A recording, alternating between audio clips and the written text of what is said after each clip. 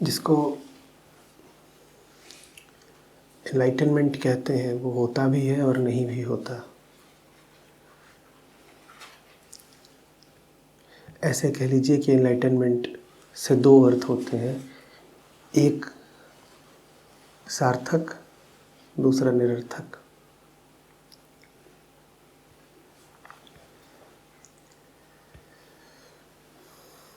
आपके चित्त की अभी जो दशा है, तमाम तरह के विचार, भावनाएं,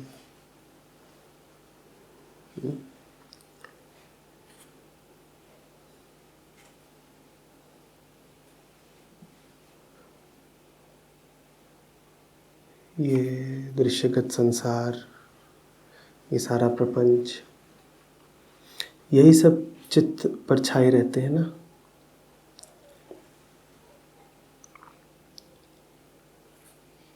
इन बादलों का छट जाना एनलाइटनमेंट है।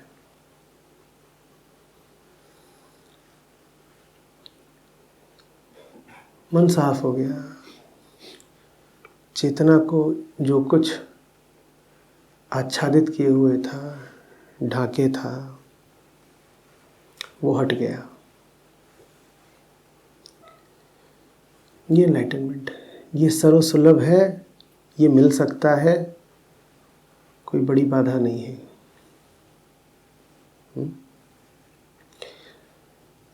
इसके लिए आपको देखना पड़ेगा कि क्या है जो आपको पकड़े हुए है, क्या है जिसे आप पकड़े हुए हैं, उसकी जीवन में क्या सार्थकता, क्या उपयोगिता,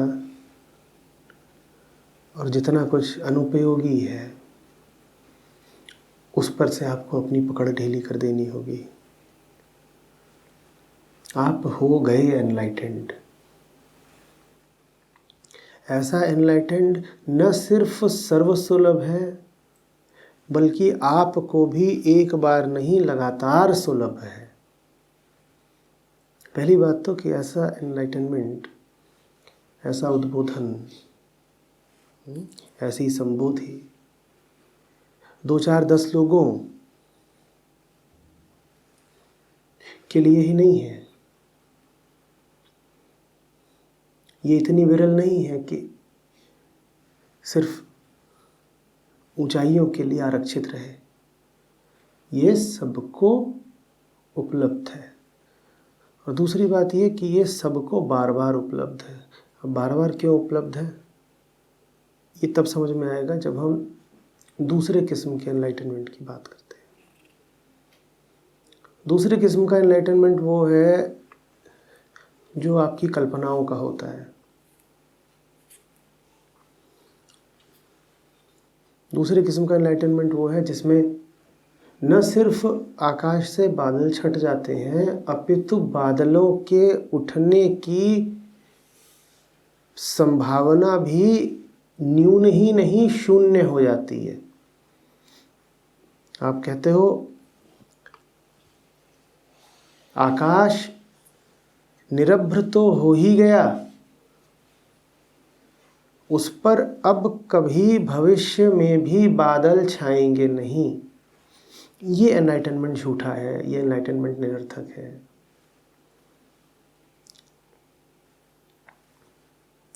इसलिए निरर्थक है क्योंकि अगर बादलों के छाने की संभावना ही मिट गई होती, अगर बादलों का बीज ही मिट गया होता, जल गया होता, तो फिर आप भविष्य की बात कैसे करते? आकाश का कोई भविष्य नहीं होता, आकाश में कोई समय नहीं होता। घड़ी तो बादल अपने साथ लेकर आते हैं। तो जब भी कोई कहे कि वो एनलाइटेंड हुआ है और अब ऐसा एनलाइटेंड हुआ है कि सदा के लिए एनलाइटेंड हो गया, तो वो बात ही बड़ी विरोधाभासी कर रहा है। जो जगह, उसके लिए तो भविष्य खत्म हो गया ना, वो तो समय की धारा के बाहर आ गया। तो अब वो कैसे कह रहा है कि मैं अभी एनलाइटेंड हूँ और कल भी रहूँगा और परसों भी रहूँगा और मरते दम तक रहूँगा और उसके बाद भी रहूँगा? ये कौन सी घड़ी है जो अभी भी चल रही है एनलाइटनमेंट के बाद भी? तो जाहिर सी बात है कि एनलाइटनमेंट जब भी होगा तात्कालिक होगा, क्षणिक होगा। बादलों का छटना ही एनलाइटनमेंट है। बादल छट गए, बात बन गई। लेकिन याद रखो, जब तक देह है, जब तक देह की ओर इशारा करके कहते हो मैं, जब तक बात कर रहे हो अपने एनलाइटनमेंट की, अर्थात देही के एनलाइटनमेंट की, तब तक बादलों के दोबारा आने की, लौट आने की संभावना लगातार बनी ही रहेगी। इसीलिए कोई भी संबोधि आखिरी नहीं होती, न अधूरी होती है, न आखिरी होती है। बात थोड़ी सी विरोधाभासी है। तो एनलाइटनमेंट होता तो है, पर जैसे वो आ सकता है वैसे ही वो जा भी सकता है। जब आता है तो पूरा आता है, लेकिन एक बार उसके आने भर से काम नहीं चलेगा, क्योंकि तुम्हारी घड़ी तो अभी टिक टिक कर रही है। एनलाइटनमेंट आ जाएगा, तुम आगे निकल जाओगे। तुम तो समय की धारा में बह रहे हो ना, तुम आगे निकल गए। एनलाइटनमेंट का ना आगा होता है ना पीछा। तुम्हारा तो अभी आगा है, तुम्हारा अभी आगत है, भविष्य है। तुम भविष्य में निकल गए। अब अगर तुम आगे निकल गए तो तुम्हें आगे एक नया एनलाइटनमेंट खोजना पड़ेगा। मुझे मालूम है ये बातें सुनने में ज़रा नई लग रही होंगी। आपने पहले कभी ये सुना ही ना हो, नया एनलाइटनमेंट, पुराना एनलाइटनमेंट, एक एनलाइटनमेंट, दो एनलाइटनमेंट। पर चूंकि आपकी बहुत रुचि रहती है एनलाइटनमेंट आदि विषयों में, इसीलिए बताए दे रहा हूँ। अन्यथा अपनी ओर से मैं कभी इसकी बात नहीं करता हूँ। एनलाइटनमेंट कोई एक बारगी पा लिए जाने वाली वस्तु नहीं है कि हासिल कर ली और जेब में डाल ली और हो गया सदा के लिए। तिजोरी में बंद कर दो, अब तो अपनी बपौती है, कौन छीन सकता है ना। वो चीज़ इतनी सुंदर, इतनी सुकोमल है कि उसको बंद करके नहीं रखा जा सकता।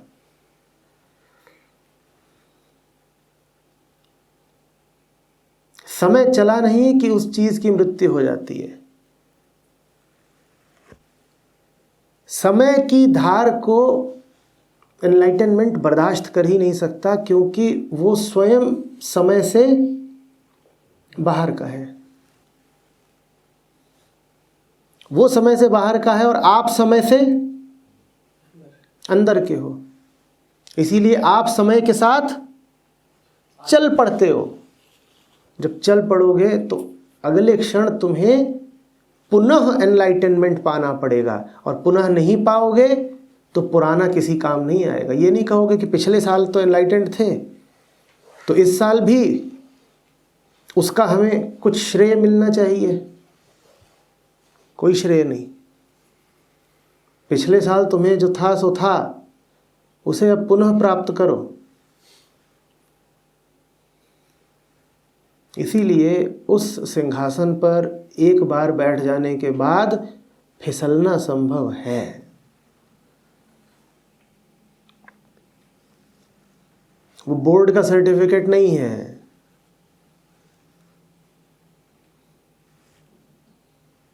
कि 10वीं जिंदगी में एक बार पास कर ली तो अब जिंदगी भर बोल रहे हो 10वीं पास। कि एक बार PhD हो गए तो उम्र भर लगा के घूम रहे हो डॉक्टर। एनलाइटनमेंट ऐसा नहीं है कि एक दिन पेड़ के नीचे बैठ करके बिजली चमक गई, अब जिंदगी भर कहोगे कि हमें तो बुद्धत्व है। ना बाबा, यहाँ तो रोज़ रोज़ जांच होगी, रोज़ रोज़ जांचा जाएगा, रोज़ सत्यापित किया जाएगा कि कितनी सत्यता है तुम में।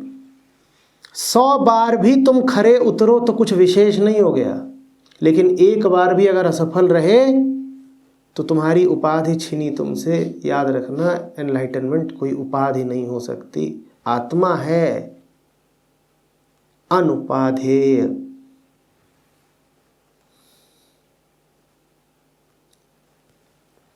बात समझ में आ रही है?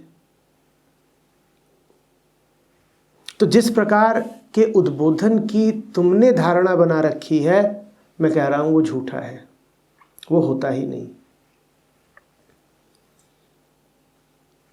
तुम तिथियों वाले उद्बोधन में यकीन रखते हो। तुम कहते हो अच्छा तो 6 जुलाई 1970 को फलाने का हो गया था। क्या हो गया था? जनेऊ है, मुंडन है, शादी ब्याह है, आंत का ऑपरेशन है। क्या है जो किसी एक निश्चित तिथि को हो जाएगा और फिर हो ही गया? तिथियां पदार्थों से संबंधित हो सकती हैं, है ना? सिर्फ पदार्थ पर ही समय लागू होता है, ये समझते हो या नहीं? समय की प्रासंगिकता किस वस्तु पर है? समय का विषय क्या है? पदार्थ।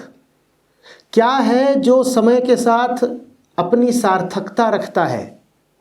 पदार्थ। क्या समय और परमात्मा का भी कोई मेल है? क्या आत्मा और समय का कोई जोड़ है? तो अगर तुम कहते हो कि 6 जुलाई 1970 को फलाने साहब का हुआ, तो निश्चित रूप से ही तुम किसी पदार्थ की ही बात कर रहे हो, क्योंकि पदार्थ के साथ ही तारीख जोड़ी जा सकती है। तुम देखते होगे लोग अपने घरों पे तिथियां अंकित करके रखते हैं। निराला सदन 19 जुलाई 1958। अब ये 19 जुलाई 1958 की तिथि किस पर लागू होती है? उस मकान पर लागू होती है ना, आत्मा पर तो नहीं लागू होती। या आत्मा पर भी लागू होती है? बोलो। तो तुम क्या कहना चाहते हो कि एनलाइटनमेंट मकान से या पदार्थ से या हाड़ मास से जुड़ी कोई चीज है? क्योंकि तिथि तो उसी पर लागू होगी, हाड़ मास पर ही। बोलो। जब तुम कहते हो फलाने की जन्म तिथि इतनी है, तो उस दिन क्या जन्मा होता है, शरीर या आत्मा? तो निश्चित रूप से तिथियों का संबंध तो सिर्फ हाड़ मास से है। पर तुम तो एनलाइटनमेंट की भी तिथि घोषित कर देते हो। तो जरूर तुम यही कह रहे हो कि हाड़ मास एनलाइटेंड हो गया। तो गजब हो गया। हाथ में घुटना लेके चले आ रहे हैं, कह रहे हैं ये देखो, ये उद्बोधित घुटना है, इसका अभी अभी हुआ है एनलाइटनमेंट। अगर हाड़ मास का एनलाइटनमेंट हो सकता है तो तुम्हारे दांत का भी हो सकता है, तुम्हारी दाढ़ी के बाल का भी हो सकता है।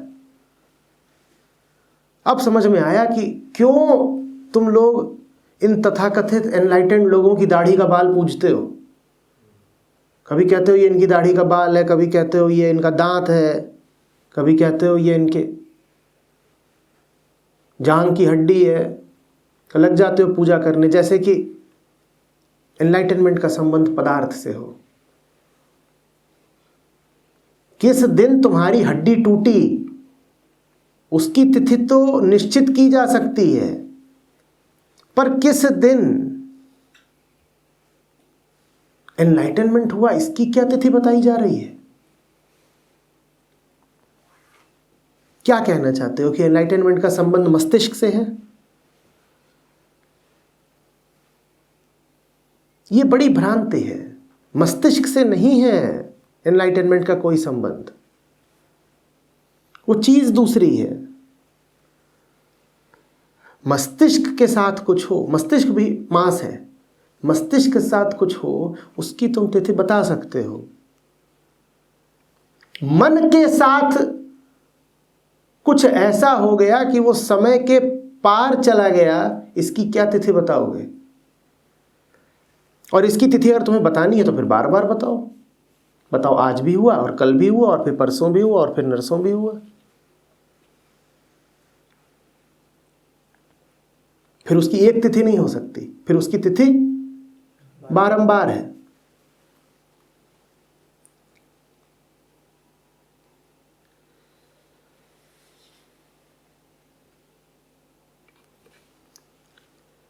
किसी भौतिक घटना की ही तिथि सुनिश्चित की जा सकती है।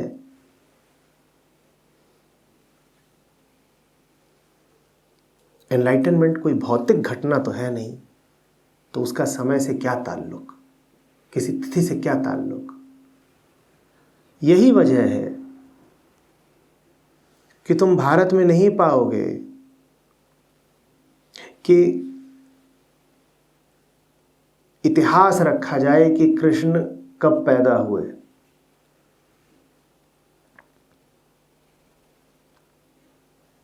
कि अन्य ऋषि मुनि कब पैदा हुए।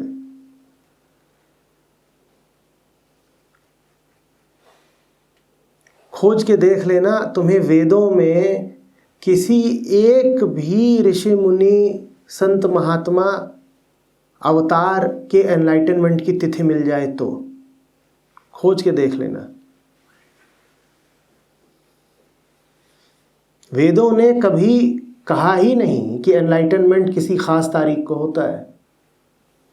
मुझे बताओ, भारद्वाज ऋषि, गौतम ऋषि, याज्ञवल्क्य, अष्टावक्र, जनक, नचिकेता, अरुणी, इनमें से किसी के एनलाइटनमेंट की तिथि पढ़ी है? ये नई नवेली बात है, ये बहुत बाद की बात है कि घोषित किया जाए कि हम साधारण आदमी थे, साधक थे, फिर एक दिन आया और उस दिन हमारा जागरण हो गया।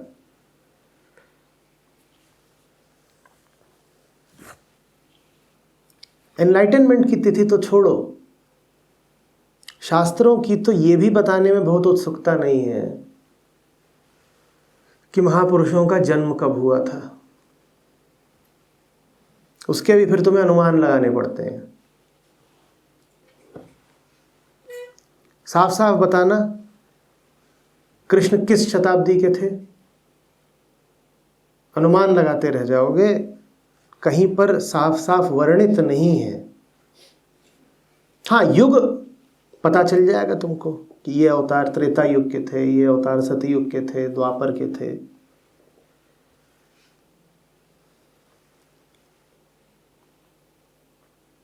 भारत ने ये हमेशा जाना कि उस परम सत्ता का संबंध तिथियों से है ही नहीं, तो कौन तिथि इत्यादि याद रखने में समय बर्बाद करे।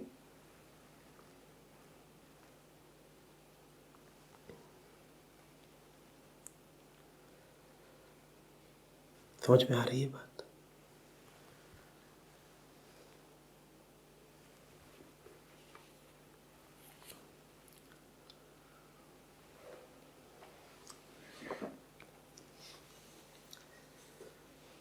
इतने श्लोक, इतनी ऋचाएं, मैं तुमसे कहूं जाओ अगस्त्य ऋषि या कश्यप, इनके बारे में जरा भी जानकारी लेकर आओ, तुम्हें बड़ी हैरत होगी।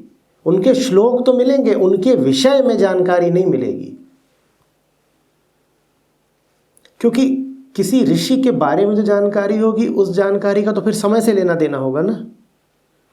कैसी जानकारी किसी के बारे में भी मिलती है? ऐसी ही जानकारी तो मिलती है ना कि ये इस दिन पैदा हुए, फलाने इनके पिता थे, फलानी इनकी माता थी, फलाने से इसका ब्याह हुआ, इतने बच्चे हुए, फलाने इनके दुश्मन थे, फलाने इनके दोस्त थे, ये इतनी बार बीमार पड़े और फिर अंततः ये इस दिन मृत्यु को प्राप्त हो गए। इसी तरह की तो जानकारियाँ किसी के बारे में मिलती हैं। इस तरह की जानकारियाँ तुम्हें मिलेंगी ही नहीं, या मिलेंगी भी तो बहुत ही न्यून मात्रा में। कहीं धोखे बधोखे किसी ने थोड़ा जिक्र कर दिया तो तुम्हें पता चल जाएगा कि किसी का पति कौन था, किसी के बच्चे कितने थे। जोर बिल्कुल नहीं है, बल बिल्कुल नहीं है इस बात पर कि जीवनियाँ लिखी जाएं, कि जीवन वृतांत बताए जाएं, कि समय के भीतर जो घटनाएं हुई हैं उनको बढ़ा चढ़ा के या बड़े सटीक तरीके से दर्शाया जाए। उन बातों की उपेक्षा ही की गई है अधिकांशतः।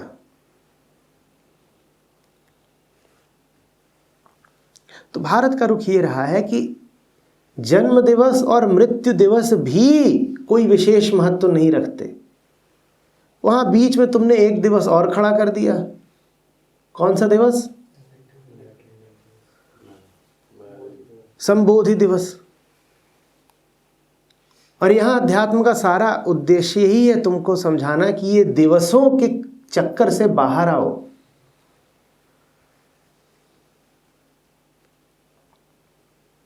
किसी भी खास दिन की तलाश छोड़ो, और तुमने खास दिनों में एक अति खास दिन खड़ा कर दिया। कौन सा खास दिन? संबोधि दिवस। अध्यात्म तुमको समझाता रह गया कि किसी खास दिन की तलाश में रहोगे तो लगातार अपने लिए तुम एक भविष्य का निर्माण करते रहोगे, और भविष्य ही दुख है। देखो तुमने अपने लिए कैसा एक आदर्श बना लिया, कैसी तुमने एक आकर्षक कल्पना बना ली कि एक दिन आएगा जिस दिन मेरा एनलाइटनमेंट हो जाएगा। दुकानदार बोले एक दिन आएगा मैं करोड़पति बन जाऊंगा, अंधा बोले एक दिन आएगा मेरी आंखें आ जाएंगी, कुंवारा बोले एक दिन आएगा मुझे दुल्हन मिल जाएगी, साधक बोल रहे हैं एक दिन आएगा जब मुझे एनलाइटनमेंट मिल जाएगा। तो अब तुम में और कुंवारे में और दुकानदार में अंतर क्या हुआ? तीनों लगातार किसकी ओर देख रहे हो? भविष्य की ओर, और सपने सजा रहे हो। वो सुबह कभी तो आएगी जब हम पे भी आकाश से देवता पुष्प बरसाएंगे।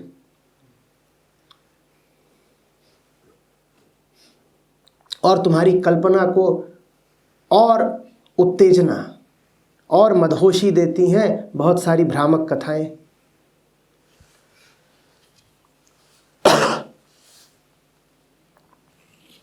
जिनमें वर्णित रहता है कि बस अभी अभी परसों पीछे के मोहल्ले में एक हुआ है, तो बोलते एक केस और निकल के आया, वो झगड़ू भी स्वामी बन गया, वो भी घूम रहे हैं स्वामी कहलाते, इनका भी हो गया। लिखो रे, सूची में एक नाम और जोड़ो। अब हमारी संस्था से 14 प्रोडक्ट निकल चुके हैं एनलाइटेंड। बढ़िया काम चल रहा है। उत्पादन दर पूरी नहीं है, 2 साल में 14, तो थोड़ा और बढ़ाइए। इस वर्ष का टारगेट है कि 10 निकाल के दिखाइए। निकालने क्या है, शोर ही तो मचाना है, मचा देंगे। ये हो गया रे हो गया।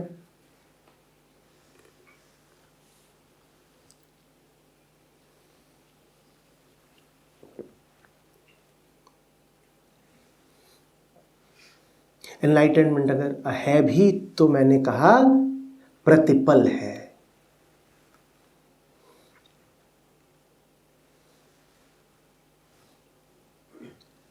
कभी ये ना सोचना कि असावधान हो सकते हो।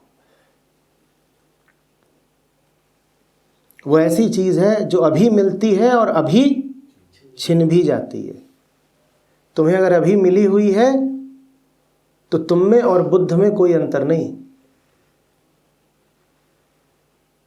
दिक्कत ये नहीं है कि तुम्हें कभी बुद्धत्व प्राप्त होता ही नहीं, दिक्कत ये है कि तुम्हें प्राप्त तो होता है, पर बुद्धत्व से ज्यादा महत्व तुम किसी और चीज को दे देते हो।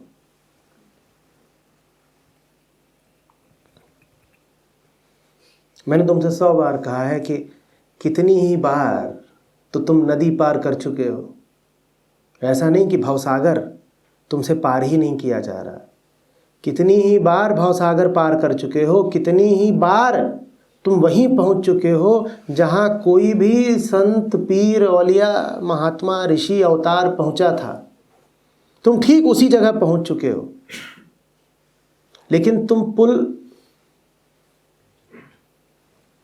पार करते हो, थोड़ी देर बुद्धों के देश में विश्राम करते हो, और फिर जिस पुल से उस पार गए थे उसी पुल से वापस इस पार आ जाते हो। एनलाइटेंड तो तुम हो ही, बधाई हो। और एक बार नहीं 100 बार के एनलाइटेंड हो। दिक्कत बस ये है कि जितनी भी बार तुम हुए हो उतना नाकाफी है। वो चीज इतनी सुंदर और इतनी मीठी है कि 100 बार से काम नहीं चलेगा, वो तुम्हें अनंत बार चाहिए।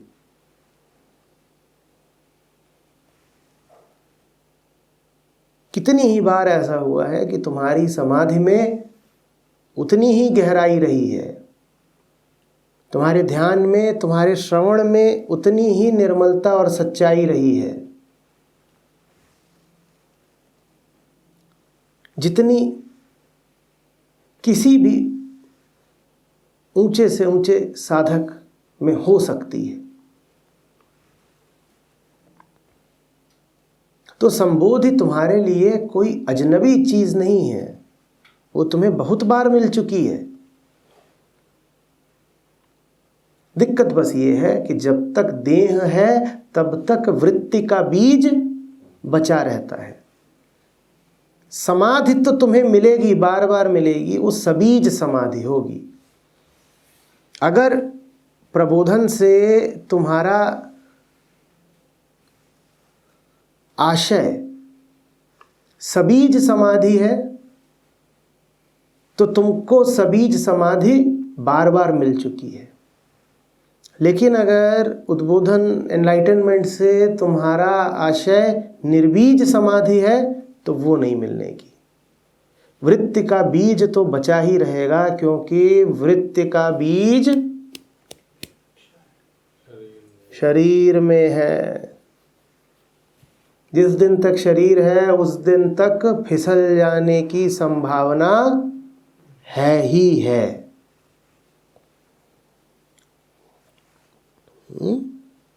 तो मैंने 2 बातें कही। पहली बात, किसी आखिरी एनलाइटनमेंट की फिराक में मत रहना, वो नहीं मिलने का। और दूसरी बात मैंने कही कि जो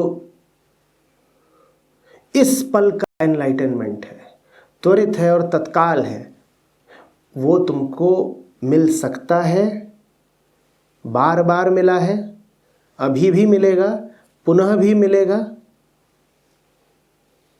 लेकिन जितनी बार मिलेगा उतनी बार छिन भी सकता है, तो मैं उसकी रक्षा करनी पड़ेगी। तो क्या एनलाइटनमेंट होता है? हाँ होता है, पर सबीज होता है। क्या एनलाइटनमेंट होता है? बिल्कुल नहीं होता है अगर तुम निर्बीज एनलाइटनमेंट की बात कर रहे हो। निर्बीज नहीं होता, सबीज होता है।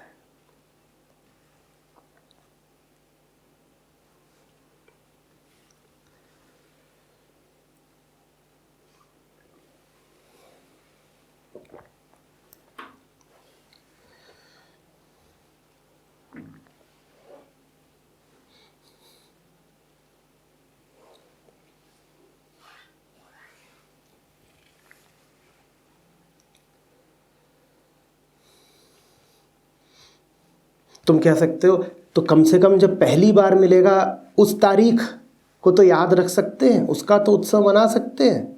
आचार्य जी ठीक है, आपने कहा कि बार बार मिलेगा, तो कम से कम हम उस तारीख को तो याद रख लें जिस दिन पहली बार मिला था। पहली बार तो तुम्हें उसी पल मिल गया था जिस पल तुम्हारा जन्म हुआ था। तुम्हें क्या लगता है गर्भ में तुम्हें कभी समाधि नहीं लगी थी? कई बार लगी थी। तुम्हें क्या लगता है बिल्कुल शिशु थे तुम, तो माँ के सीने से लगकर तुम्हें कभी समाधि नहीं लगी थी? तब भी कई बार लगी थी। तो कौन सी तारीख याद रखोगे? तुम्हारे जन्म की तारीख से भी पहले की है वो तारीख जिस दिन तुम्हें पहली बार समाधि हुई थी। तो कौन सी तारीख याद रखोगे? क्या बोलोगे कि जन्म तो हुआ था हमारा मार्च 1980 में, लेकिन समाधि पहली लग गई थी जनवरी 1980 में ही। तुम्हें ही विचित्र लगेगा।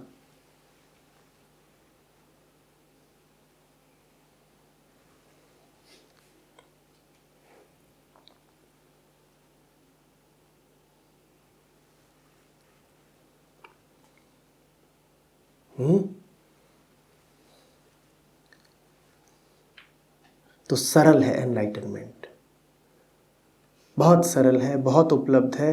बस तुम्हारी ये आकांक्षा ना हो कि तुम्हें जब मिले तो तुम उसे सदा के लिए पकड़ लो, जब मिले उसी पल में उसको जी लो, खा पी लो, जब मिले उसी पल में उसमें पूरा डूब लो, क्योंकि अगले क्षण वो बचेगा नहीं, अगले क्षण उसे पुनः अर्जित करना पड़ेगा।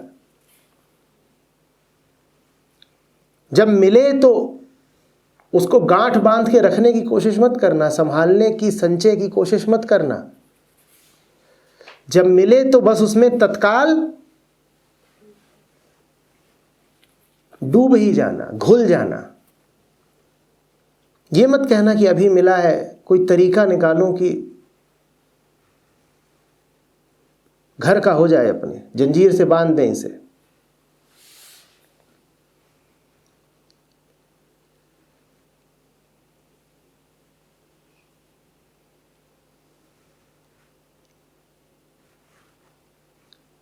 वो ऐसी चीज है जिसे अगले पल के लिए नहीं रोका जा सकता।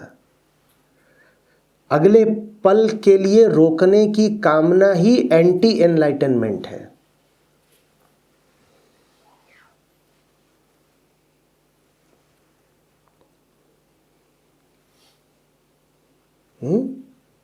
जब है तब है, जब है तब घड़ी रुक गई, और जब है तब भी तुमने अगर घड़ी चला दी, भविष्य की ओर देखने लगे, तो जो मिला है उससे हाथ धो बैठे। और अब समझ रहे हो ना कि क्यों तुम्हें कई बार मिला है फिर भी तुम कई बार उससे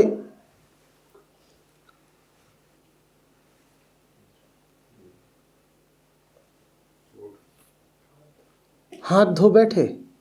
क्योंकि जब भी मिला तुम्हारे भीतर ये कल्पना बनी रही कि तुम उसे पकड़ लो, चीज इतनी अच्छी है कि तुम्हें लगा आगे के लिए बचा ले।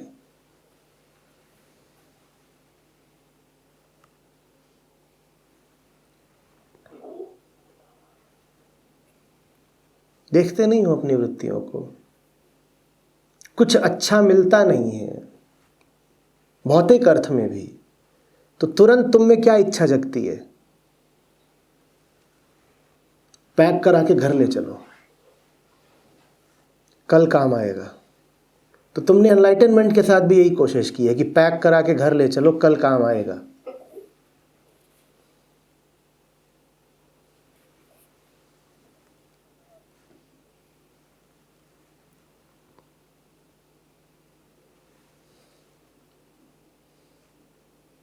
वो जंक फूड नहीं है कि 4-5 दिन चल जाए, वो रोज ताजा ताजा तैयार करना पड़ता है, घर का खाना है।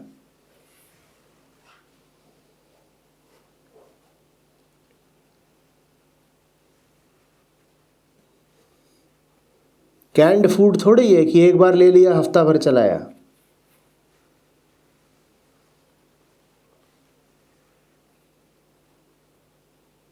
आ रही बात समझ में?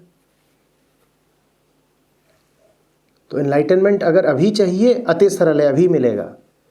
लेकिन अगर जीवन भर के लिए चाहिए तो नहीं मिलेगा। अभी के लिए चाहिए, अभी लो। कल के लिए चाहिए, माफ करो।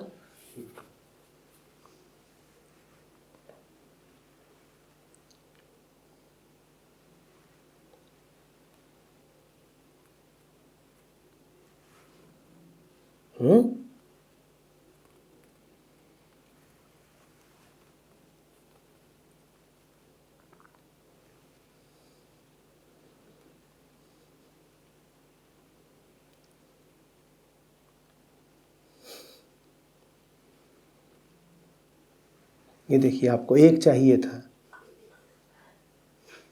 पिछले कुछ मिनटों में जब मैं बोलता रहा, आपको अनेक बार मिला।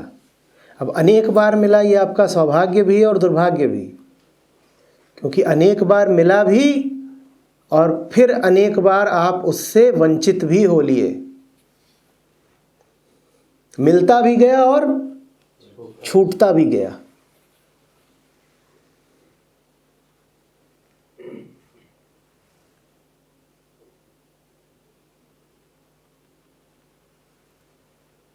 तो आप पूछेंगे कि फिर बड़े बड़े ज्ञानियों का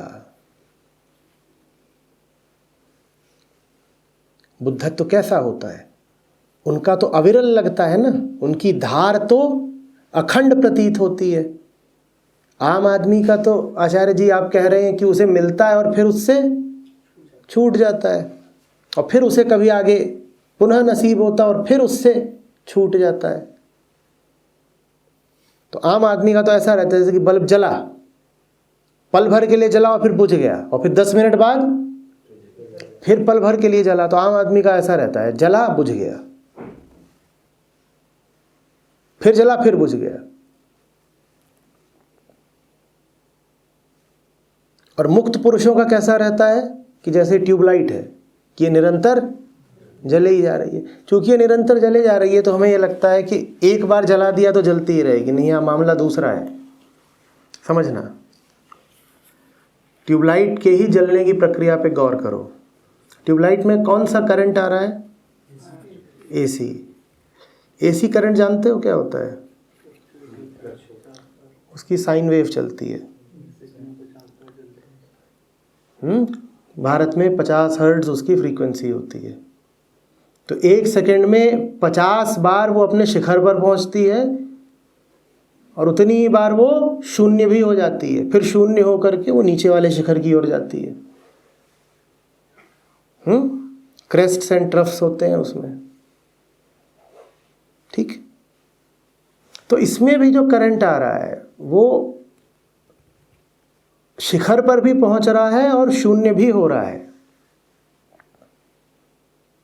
बस इतनी जल्दी जल्दी वो पुनः शिखर पर पहुंच जा रहा है कि आपको इसकी रोशनी निरंतर मिल रही है। आपको ऐसा पता ही नहीं चल रहा है कि ये ट्यूबलाइट जल रही है और बुझ रही है, क्योंकि ये 1 सेकंड में कह सकते हो 50 बार जल रही है और 50 बार बुझ रही है। तो आपको ऐसा आभास हो रहा है जैसे कि ये लगातार जल रही है। ऐसा होता है किसी बुद्ध का एनलाइटनमेंट, कि छूटा नहीं कि पुनः पकड़ा। 1 सेकंड में 50 बार दोबारा पकड़ा। समझ रहे हो बात को? कि पिछला खत्म हुआ नहीं कि अगला आ गया। तो एहसास ऐसा हुआ जैसे धार अविरल हो, धार अखंड अटूट हो। अखंड अटूट वहां भी नहीं है, बस वहां रोशनी से प्रेम इतना ज्यादा है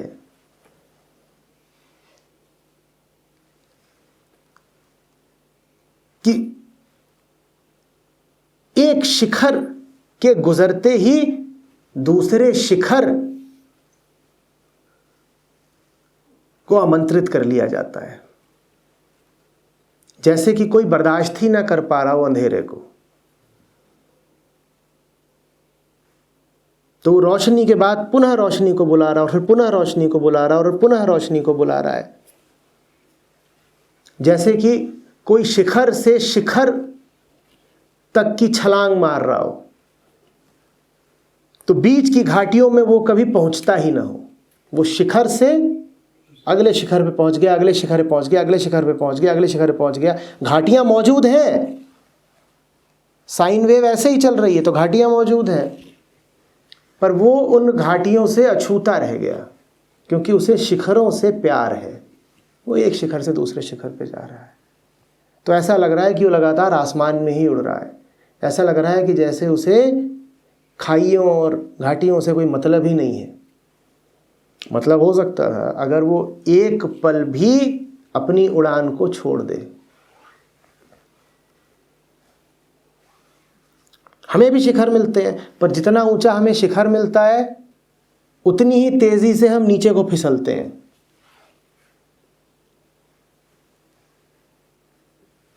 और बहुत ऊंचे शिखर से नीचे को फिसलोगे तो क्या होगा? बहुत जोर से फिसलोगे।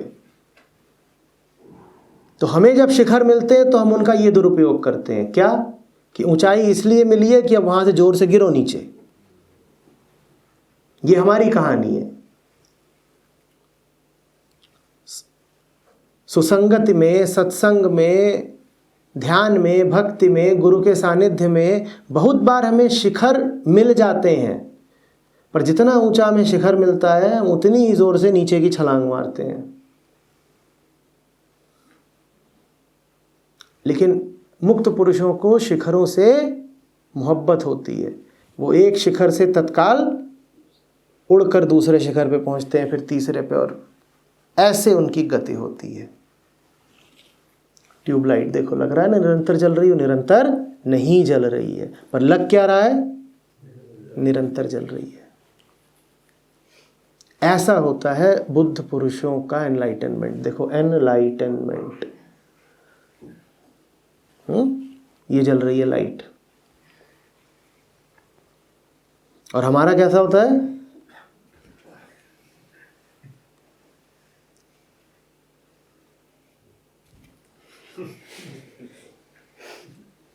दो दिन में एक बार, एक पल के लिए हमारा बल्ब ऐसे कौंधता है और फिर बुझ जाता है, और फिर अगले हफ्ते फिर एक पल के लिए पुनः एनलाइटेंड हो जाएंगे और फिर गए। तो अब से एनलाइटनमेंट को हवा बना के मत रखना। वो बड़ी साधारण चीज है, मैंने कहा सर्वसुलभ है।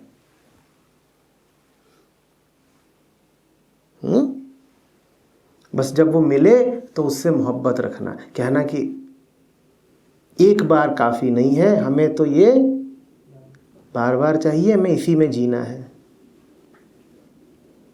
एक बार मिले उसे पुनः अर्जित करना, फिर पुनः अर्जित करना, फिर पुनः अर्जित करना, लगातार अपने आप को सुपात्र दिखाते रहना।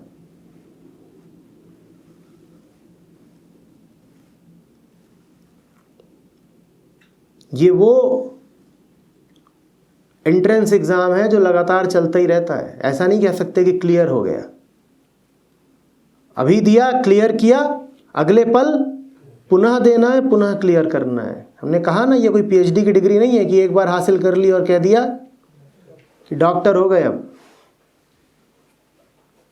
इसमें प्रतिपल पुनः अपनी योग्यता दर्शानी होती है, और इसमें एक ही योग्यता है, मोहब्बत। प्रेम होना चाहिए ऊंचाइयों से, प्रेम होना चाहिए रोशनी से।